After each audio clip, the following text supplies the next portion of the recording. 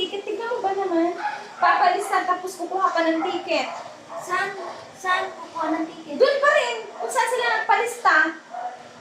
Sino kasama ni Nana? Hindi na ba kayo binigay kanina? Hindi. Tapos magpila na lang pagkuha ka. Alam mo, ang ginawa nila kanina, kaming tatlo, sila ate, si Joy, tapos yung ano, katulad mamaya ni Juvie, di ba? Pumila.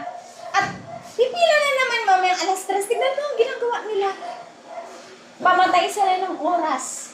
Naku, may practice pa kasi si babae. Tapos, ang mangyayari, babalik na naman sila Nana. Yung nagpalista kanina, babalik mamaya alas 3 Isama na sila ni Bebe. para Pagbalik. sa ticket. Para daw sa ticket. Kaya sama na sila ni Bebe pagbalik. Tingnan mo. Tapos pakabigyang ticket, pipila na naman uli para sa rasyon. Oo nga. Eh, di gabi na yun. Di dapat pagbigay ng ticket kasama na yun. Yun nga nga eh. Grocery, bigas na yun. Kaya madami mga high blood. Ay, naku, ibang klase. Diyan, kanina sa likod ng ate ko, sa mga lalaki na nagagalit na. Ano ba naman? Akala ko sa loob mismo kan school dun sa compound.